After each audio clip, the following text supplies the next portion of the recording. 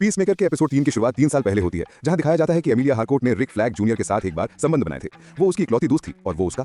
फिर भी उसे हार्कोर्ट इतनी पसंद थी कि उसने सोचा कि अगर उनके साथ होने का मतलब उनकी दोस्ती को खतरे में डालना है तो भी ये बुरा विचार नहीं होगा। उन्हें पता नहीं था कि उन्हें ये मौका भी नहीं मिलेगा। कुछ ही घंटों में फ्लैग कोर्टो माल्टीज में एक मिशन पर जाएगा जिसमें पीसमेकर उसे मार देगा।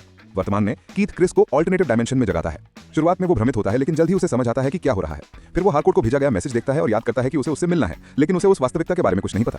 वो कीथ से पूछता है जैसे कोई क्विज हो कि हार्कोर्ट कहाँ काम करती है और वहाँ कैसे पहुंचा जाए। उसका भाई इसे अजीब मानता है, लेकिन फिर भी जवाब देता है कि वो ARGUS में काम करती है और एक अच्छी खबर यह है कि पीसमेकर के पास अब अपनी थीमेटिक बाइक है, पीस साइकिल। जब वो इस हास्यास्पद वाहन को देखता है तो उसे पहली नजर में प्यार हो जाता है। वो खुशी से उसे चलाता है और पूरा शहर उसे पसंद करता है। उसी समय ली नशे में धुत होकर जागता है और सामान्य हार्कोर्ट से उसके और क्रिस के बारे में पूछता है, लेकिन वो बात नहीं करना चाहती। स्थिति और खराब हो जाती है जब एड्रियन जानवरों के तथ्यों को लेकर परेशान करता है। जब वे कहीं और जाकर बात करते हैं, ली पीसमेकर की खूबियों का जिक्र करता है और हार्कोर्ट से पूछता है कि वो उससे जुड़ना क्यों नहीं चाहती। वो खुद को स्पष्ट नहीं करती और स्वीकार करती है कि वो जानती है कि क्रिस उसे प्यार करता है, लेकिन कहती है कि ऐसा कभी नहीं होगा। हालांकि ऑल्टरनेटिव डायमेंशन में पीसमेकर इसे बदलने की कोशिश कर रहा है। दुर्भाग्यवश उसे एक अप्रत्याशित बाधा का सामना करना पड़ता है, रिक फ्लैग, हार्कोर्ट का नया बॉयफ्रेंड। सौभाग्यवश वो खतरनाक नहीं बल्कि एक मजेदार मूर्ख है। जब हार्कोर्ट और क्रिस बाहर बात करने जाते हैं, वो उन्हें घूरता है और इधर उधर गिरता रहता है, सोचता है कि वो चुपचाप देख रहा है। लेकिन एक और खतरा धीरे धीरे उसकी ओर बढ़ रहा है। उसके ब्रह्मांड का ARGUS बोर्डो इकोनोमॉस को कॉल करती है, ईगली के बारे में पूछती है और उसे तुरंत काम पर आने का आदेश देती है। वो फिलहाल अस्पताल में फ्लरी और उसकी टीम के कुछ घायल लोगों के साथ है।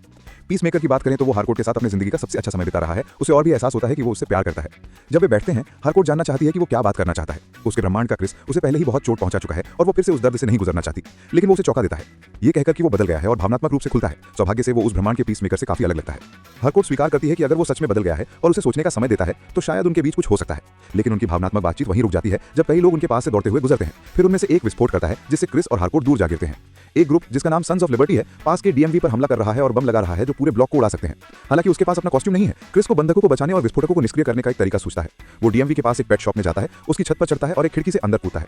इसके बाद वहां एक नरसंहार शुरू हो जाता है। सन्स ऑफ लिबर्टी के सदस्य अलग अलग जाकर देखते हैं कि क्या हो रहा है और वो पीसमेकर के सामने टिक नहीं पाते। जब वे एक साथ लड़ने की कोशिश करते हैं तब भी वो उन्हें आसानी से मार देता है। उनसे निपटने के बाद उसे बमों को रोकना होता है। उसे नहीं पता कि क्या करना है, लेकिन वो कुछ तारे काटता है और भाग्य से ये काम कर जाता है। एक हेलीकॉप्टर इमारत के ऊपर है जो सन्स ऑफ लिबर्टी को सुरक्षित निकालने वाला था। न केवल वे अपना मिशन असफल करते हैं बल्कि उनका अंत भी दुखद होता है। कीथ अपने सूट में आता है और हेलीकॉप्टर को नष्ट कर देता है जिससे वो गिरकर विस्फोट करता है।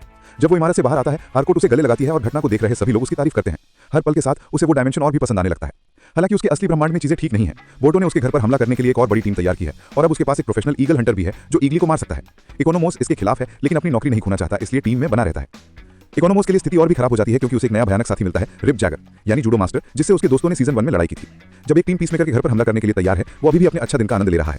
हार्कोर्ट कहती है कि एक शानदार दिन था और वो उनकी बातचीत से खुश है और उसका भाई कहता है कि वो उससे प्यार करता है। क्रिस मुस्कुराते हुए ऑल्टरनेटिव डायमेंशन से बाहर आता है, लेकिन स्पष्ट रूप से वहां फिर से लौटने की योजना बनाता है। जब वो अपने घर का दरवाजा खोलता है, उसे अंदाजा नहीं होता कि दूसरी तरफ क्या इंतजार कर रहा है।